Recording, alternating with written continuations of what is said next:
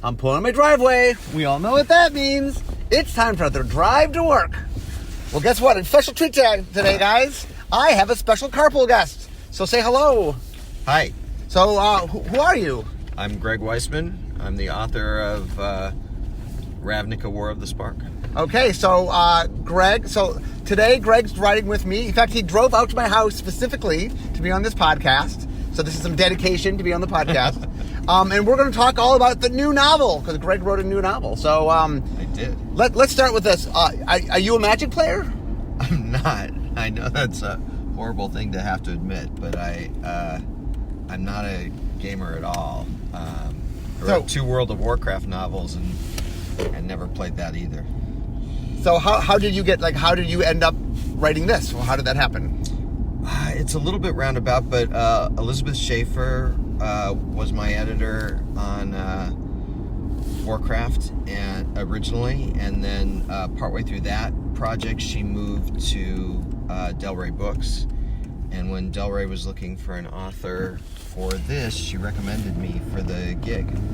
Okay, so obviously now this is the culmination of a big storyline. Right. So how do you get prepped? This is something where you were obviously not familiar necessarily with the game when you started, probably not familiar with the storyline when you started. How do you prepare? How did you learn about all this? I read a lot of stories and a lot of material, including material that you wrote, to get a clear idea on the significance of the color chart and but also all the characters. I read literally thousands of pages of material and took copious notes, and my process is very, very high tech. It involves a lot of index cards and Sharpies, and I spread them across the floor of my home office because for reasons I do not understand, my wife didn't want to wallpaper our house with corkboard. So they just go across the floor and they spread out into the living room, which she's also not too happy about, but it's temporary. And I just move those cards around until the story starts to take shape, and I then write those cards up into an outline, which folks at Del Rey and at Wizards of the Coast approved, and then I wrote the book. Okay, so you had to learn a lot of characters, obviously. Mm-hmm. War of the Spark is it's not only a culmination of the story, but it involves the majority of the planeswalkers that we have made. Right. So was it tricky writing a story with so many different characters? It was very tricky. There are over 100 named characters in the book, and each of them at minimum gets a moment. Yeah. You know, and a huge percentage of those characters get way more than a moment. And there are about, I'm going to say 11 or 12 leads, mm-hmm. which is a lot of lead characters to juggle. But it was a great challenge. It was a lot of fun, and I love the characters, fell in love with the characters, got to sort of really help create Teo Verada. Let's talk about Teo Verada. So Sure. So in the game, we make cards out of the characters, and in the War of Spark, he gets a card, but he's a brand new character. So who is he?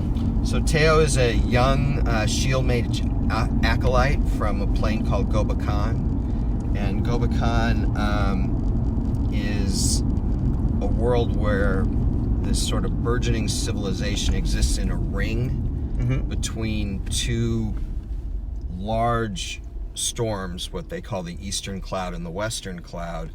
And when you think of these storms, you need to think about the hurricane that's existed on Mars for, mm-hmm. Centuries and centuries and centuries. And these storms are sandstorms, basically. But also, in and among the sands are diamonds. And so, shield mages are essential on Gobakan because they use their magic to create shields to protect villages and towns from these storms that periodically come through, not just with sand, but with diamonds that obviously can kill and do tremendous damage. And Teo is a young shield mage acolyte, and he is considered to be the worst student in the group. During War of the Spark, or just before the war starts, I should say. And this is, I guess, a bit of a spoiler, but it's in like chapter 2, so I don't feel too bad about it. Or chapter 3, I guess. He's caught in one of these storms and buried alive, and that's what turns his ember into a spark. That's what he sparks. Okay, very cool. So let's talk. I'm going to talk about a few characters and get your take on the characters. Sure. So let's start with the big bad, Nicol Bolas. What do you think of Nicol Bolas? He is dangerous and arrogant, and with wheels within wheels within wheels, and just in case that was enough, there's some more wheels in there. His plans are so complex, and what he's been doing on Ravnica, in, again, stories that I didn't write, stories that, from a lot of great people who came before me, especially Django Wexler, whose stories your audience probably hasn't read yet. I've gotten to read them, but yes, I think that story is not out yet. But had all these machinations and all this great planning and forethought, and so he's virtually unstoppable. Yeah, do you know, so the game started in 1993. Do you know how long ago Nicol Bolas got created? I'm guessing 93? 94. 94, okay. Yeah, he goes almost back to the very beginning of the game, so he's been around a long time. Yeah. As is the character has been around a long time. So, okay, of the other than Nicol Bolas, he's the bad guy. Who's your favorite of the good guys? Well, I'm really partial to Kaya. Okay, Kaya, yeah. She sort of emerges for me as one of the heroes of the game, one of my leads in the book. Sort of took a job from Bolas that put her in a situation that she is not prepared for, and then she has to make a decision. Does she go along with Bolas, or does she do the right thing? And it becomes the way she steps up. I just really admire, and she sort of adopts a couple characters, including Teo,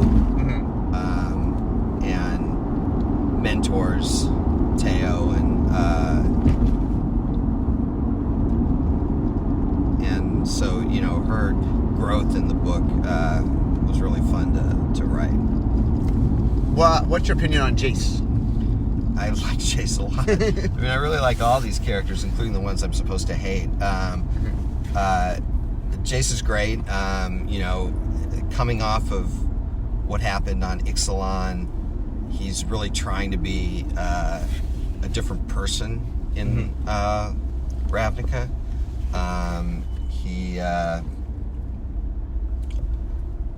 grew a lot on Ixalan. He's really fallen for Vraska, and that's creating conflict because Vraska, they had this plan, and the plan sort of went awry, and he doesn't know what she remembers and what she doesn't. He doesn't know how she's going to feel if and when her memories come back. He doesn't even know if she's going to be on Ravnica when he gets there, because he knows he's getting there very late. Yeah. There were all these distractions, particularly on Dominaria,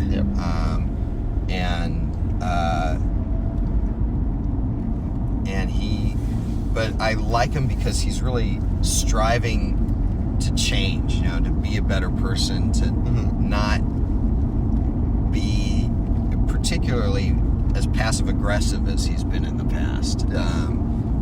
And it's not necessarily easy for him. It doesn't necessarily come natural for him at this stage to change, but he's making this effort, and I, again, really like that about him. Okay, how about Liliana? Liliana's great. I mean, this is a hard book for Liliana, really hard. Coming off of the Dominaria arc that just preceded my book, she is in a really compromised position with no good options and a growing self-awareness of how she's gotten herself into this position and the cost of it. And almost in spite of herself, it's starting to matter to her what all this collateral damage that she's causing.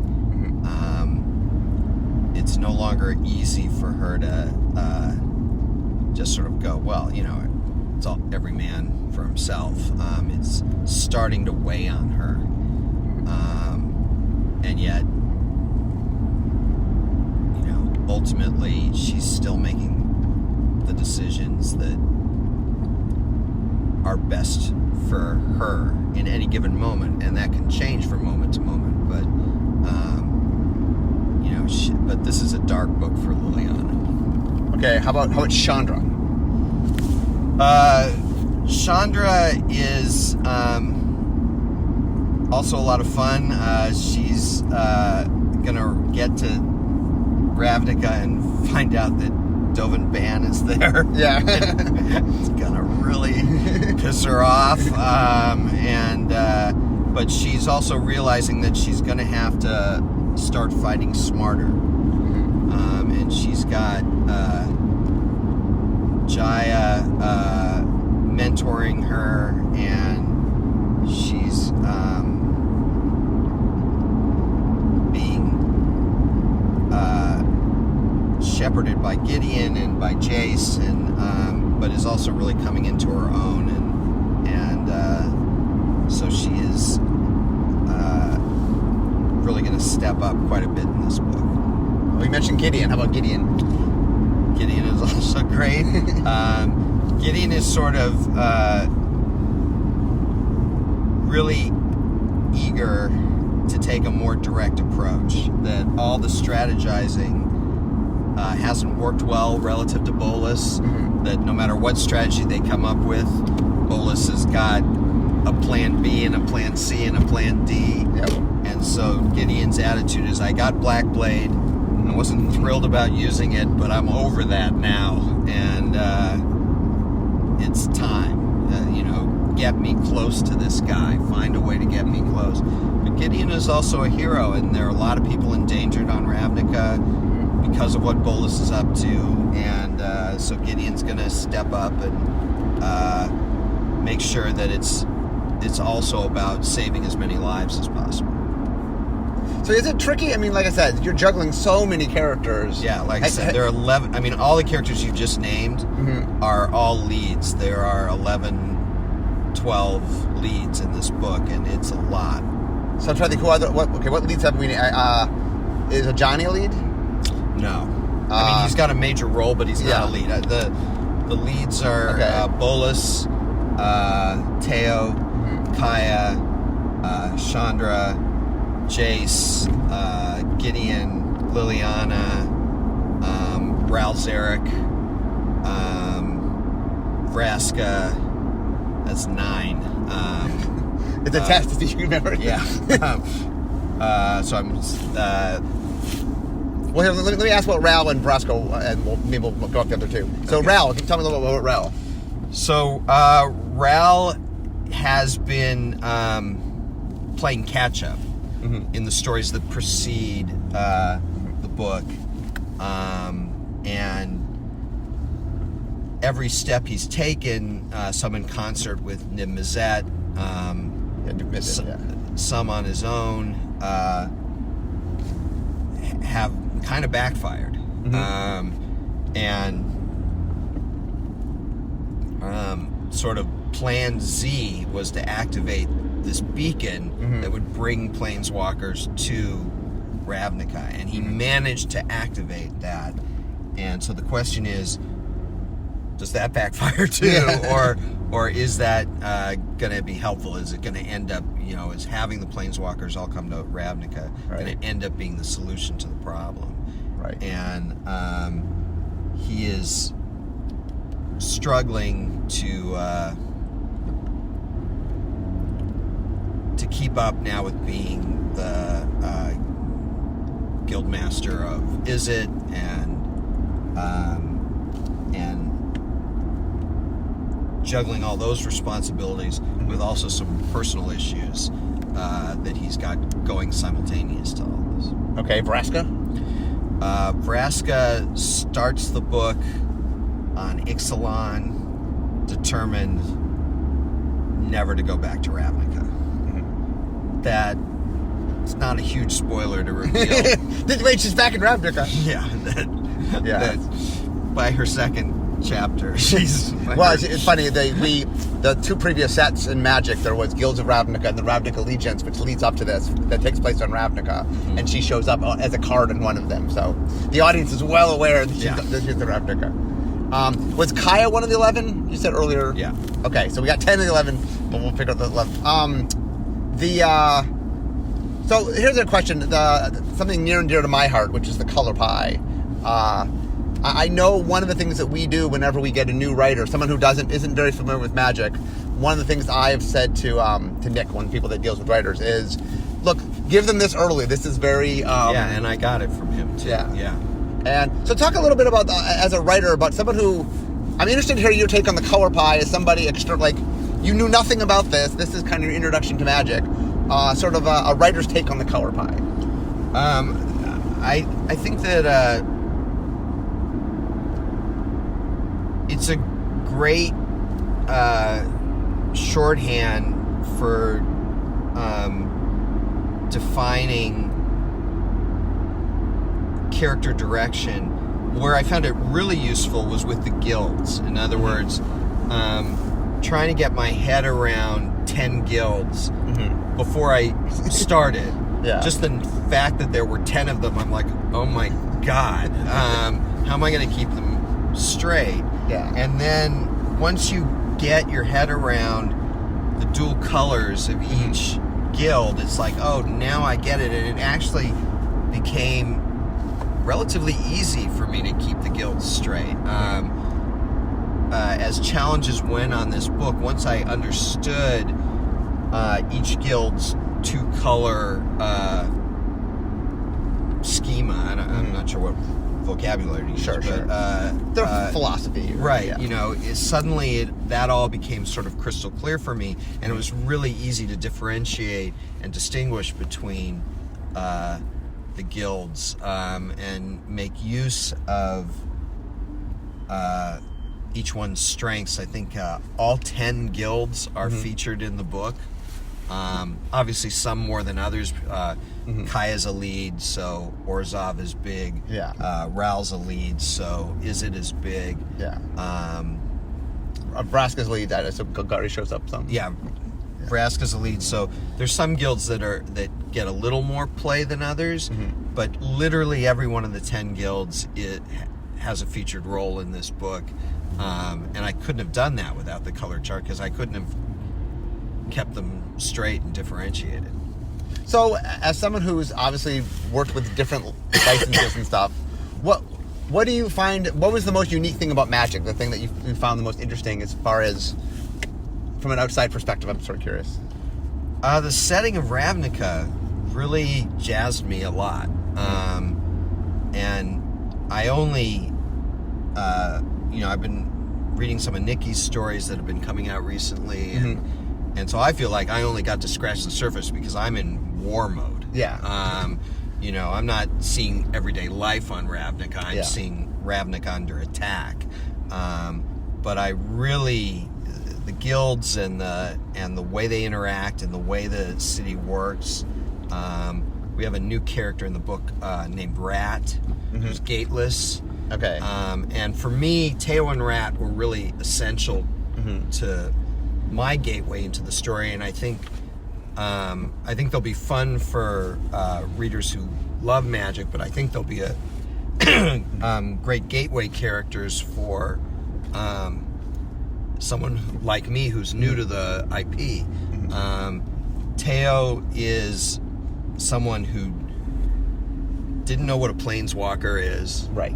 Oh, so he's your POV character to learn all right, about. Yeah, Okay. Has never been to Ravnica. Yeah. Doesn't know. He has guilds on Gobakon. He has like the Carpenters Guild. Yeah. And the Sure.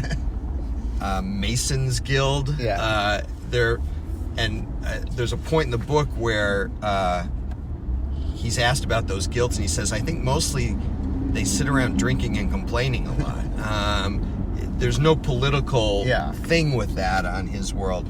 So he is our great, point of view character to sort of intro these concepts to any reader who isn't familiar with them, and also to give readers who are familiar with them a new perspective, an outsider perspective. Rat, on the other hand, is gateless and is considering joining multiple guilds. Her parents are Gruul, but she's really attracted to both Selesnya and Rakdos. Those are very opposite. Right. And there are very specific reasons why each one appeals to her. And her parents want her to be Gruul, but she hasn't decided, so she is very much the character who doesn't know much about planeswalking, but knows Ravnica inside and out. And so she becomes Teo's guide to a certain extent to the world of Ravnica. And again, for a new reader, she becomes their guide as well. And for someone who's been there a while, I think she's just a really fun character that I'm hoping everyone sort of falls in love with. I sort of did. Yeah, well, I'm amazed the amount of characters you juggle. There's a lot of characters. Yeah. And that's not even getting into it. It sounds like a lot of people have their moment, even though they're not the major characters, but they get their moment. Yeah, we've got Vivian Reed, and we've got Watley and Samet and so does Tybalt have a moment? Tybalt, no, I actually think I was told Tybalt might have been off limits to me at first, and then later I was told, oh yeah, you can use him, and then I was like, it's too late. I don't know. So I don't think Tybalt has a moment, but he's one of the only ones who doesn't. Yeah, well, there's Nahiri and Narset and Sarkin Vol. Teferi. Teferi has more than one moment. Ajani has a significant supporting role. So does Jaya and Karn and Ob Nixilis. Ugin? Dak Faden. Dak Faden's one of the other leads that I forgot. Does Ugin have Ugin has some role? Ugin is also one of the leads. So those are the two that I couldn't think of at that moment. So there's a lot of characters. Yeah. For the people, one of the things also to know, you mentioned Dak, that there are we had a limit of how many Planeswalker cards we could get into War of the Spark. So there are characters that show in the book that you don't necessarily see on cards. Right. This is a giant story with lots of characters, and so we got as many of them as we could on cards, but not all of them ended up on cards. But so those wondering.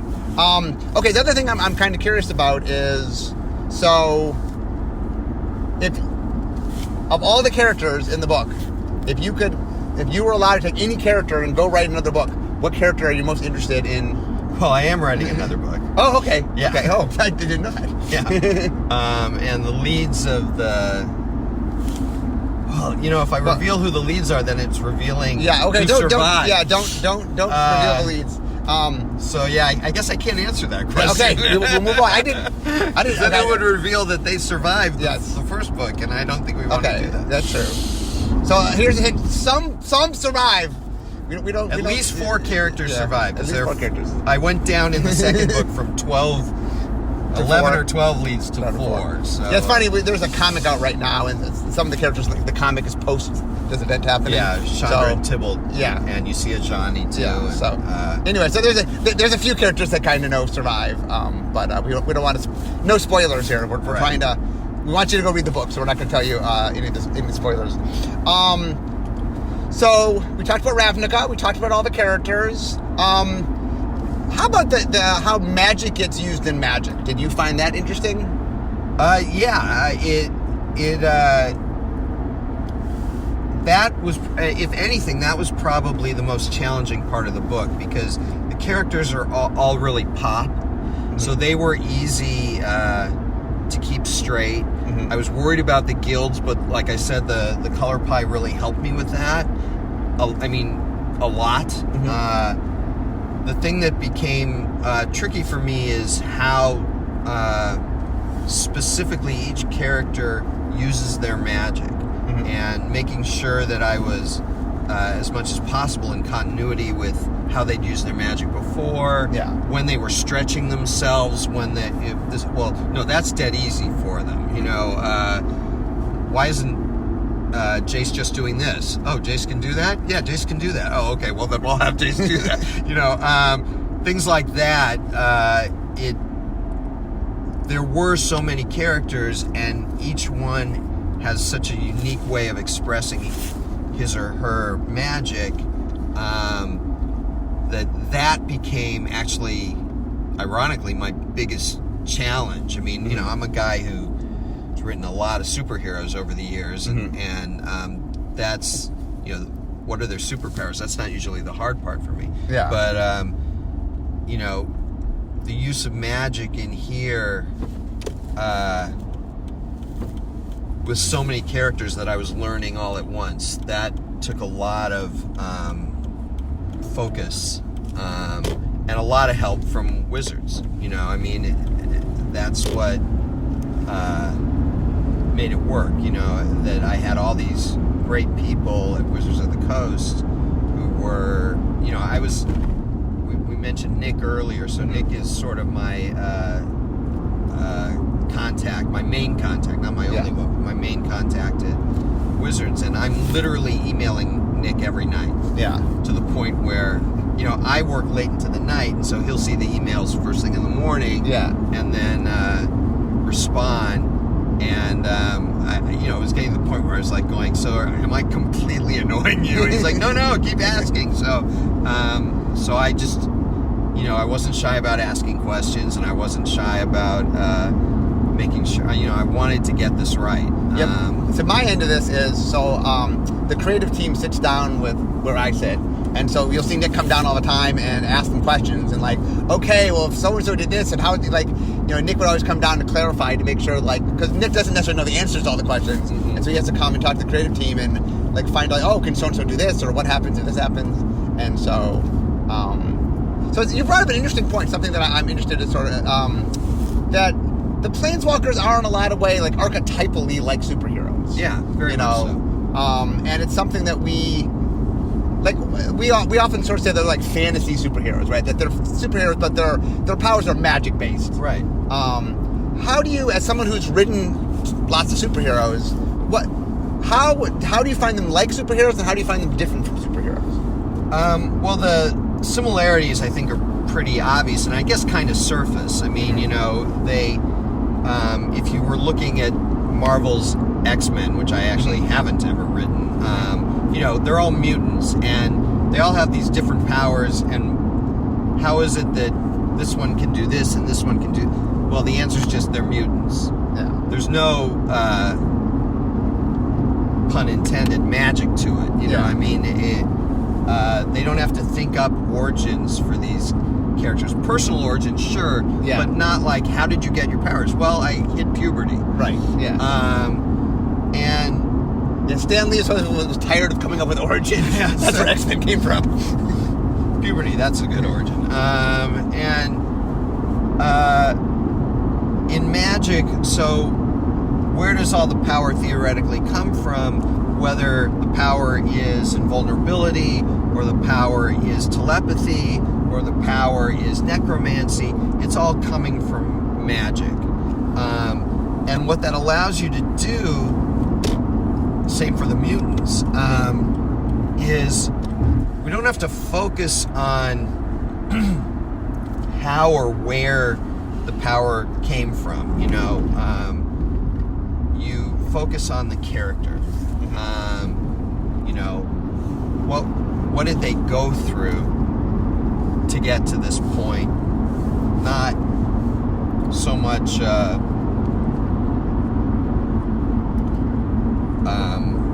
in an Iron Man sense. Okay, he was in Vietnam and the grenade blew up and he got things in his chest. It's like, okay, I don't need to know where the magic comes from. It's about how it's expressed, and how it's expressed comes down to character and personality and their experiences, as opposed to some sort of technical thing to justify why the atom can shrink down and why Flash runs really fast, and that's very free in that way, because it allows you to focus on the things as a writer that you want to focus on, which is character, personality, their personal experiences, not, how did the spider get irradiated in the first place, that kind of thing. And that's a more interesting place for a writer to be, I think. So in those ways, they're superheroes in the sense that, and supervillains. I mean, they're not all heroes. But in the sense that, this one can do Samet's really fast, and Jace has telepathy, and in that sense, you could sort of say, they're like superheroes. But what it allows you to do, in essence, by having this common source of their raw power, is again to focus on character as opposed to focusing on the mechanics of it. Do you see what I mean? So the other thing I'm questioning, so this is, you're dealing with characters that have existed, like I say, Nicole Bolas goes all the way back to 1994, and a lot of these other characters... Well, I've written Superman, it goes back to 1938. That's true. Is it... One of the things that's very interesting for Magic is just because we're constantly going to different worlds and the characters are showing up in different places, did you find that, were there interesting... As you went back and looked at the past of the characters, did you find moments for each character that helped define who the character was for you? Yes, definitely. I mean, I'm preceded by a small legion of phenomenal writers on this, and as you said, this book is a culmination of stories that have been building for quite some time. So, reading the Ixalan arc and seeing Jason Vraska slowly find each other. I don't mean in a literal sense. They met pretty early on in that arc, but find out who each other was and find themselves and become better people for being with each other. That was really significant for those two characters for me. Seeing Liliana's growth by being literally in proximity to Gideon, who she makes fun of all the time, but who is clearly having an effect on her in the Dominaria arc that Martha wrote that precedes mine. Seeing the relationship between Ral and Kaya and Vraska, Lavinia, and Hikara in Django's arc, which your listeners haven't had a chance to read yet, but will eventually. Yeah, you will eventually, guys. You will get a chance to read it. Again, those became really important, significant foundations to what I was writing. The Bolas stuff, the Ugin Bolus origin stories that came not too long ago. Yeah, the last year. And some of Nikki's stuff set in Ravnica came too late to have a major effect on the first book, but definitely have influenced me on the second book. Sure. And helped me also. So I really, owe a huge debt to all these great writers who came before me on the property, because they created the moments and building blocks that have led all these characters to this huge crisis that they're all facing simultaneously. Yeah, it's definitely. So we're almost to work. So the book, guys, comes out April 23rd, and this is the first Magic book I think actual book we've made in about a decade, right? Magic, once upon a time, used to have a lot more books, and we've done a lot more online stuff recently. And I've been told to tell you that pre-orders are open. You can pre-order now, and you can view a bit of it at bit.ly/MTG novel. So, any last? We're about to get to work. Any final notes? Well, I know that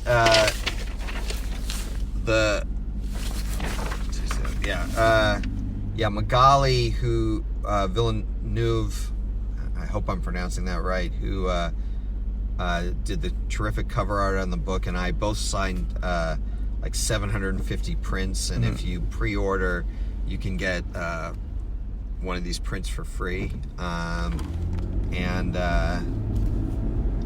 It's been a great experience, and it's ongoing because, like I said, I'm writing a second book now.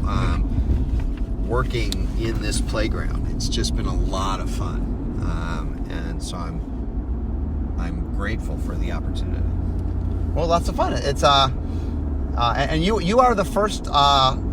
I've had other guests on my show, but you are the first guest who I met literally when you came to be on the show. Every other guest I've actually people I already know. So it's been nice to talk with you. So the audience right now, I'm not sure when this airs, but we've been teasing War of the Spark, so they don't know a lot yet. They just know that there's a lot of planeswalkers in War of the Spark. That is for sure. Because in a normal Magic set, there's like 3 planeswalkers, and this one has 36. So that's a little more than normal. Yeah, I mean, like I said, there are over 100 named characters in this book. Now, not all of them obviously are planeswalkers. Lavinia's not a planeswalker. Yes. Rat's not a planeswalker. Right. I mean, the characters of a lot of the characters of Ravnica show up, right? Oh yeah. A lot. Yeah. Well, one of the things funny. Not only is it a planeswalker war with all of these planeswalkers, but also Ravnica is one of the worlds we've established the most. So there's lots and lots of characters from Ravnica. It's very populated. Yeah. And so you definitely for your first Magic book, they threw a lot at you. So. Yeah. I mean. When I started, Nick was like, well, there are probably a couple things you should read first. I'm like, great. And, he sent me, then he's like, well, you should probably also read this. He sent me, and then pretty soon I'm like, guys, I'm telling Tom Holler, who's my editor at Del Rey, I'm like going, okay, Nick's now sent me over 2,000 pages worth of material to read. And I'm happy to read it all, don't get me wrong, but I can't do it overnight. Yeah. So we actually had to alter the deadline on the book because I needed time to read everything. Yeah. Oh, very cool. So guys, if you haven't had a chance, pre-order the book. It is really cool. It is the culmination of 3 years, actually one could argue more than 3 years of story. But about Bolus, it's like 25 years. Yeah, so anyway, it's a chance for you guys to read something really fun. So I wholly recommend you guys get a hold of the book and read it. Like I said, a lot happens. We tried hard not to give it away. There's a lot of cool things that happen in the book. But anyway, so I want to thank you, Greg, for being on the show. Thanks for having me. And so, guys, I am here. So we all know what that means. And this is the end of my drive to work. So instead of talking magic, it's time for me to be making magic. See you guys next time.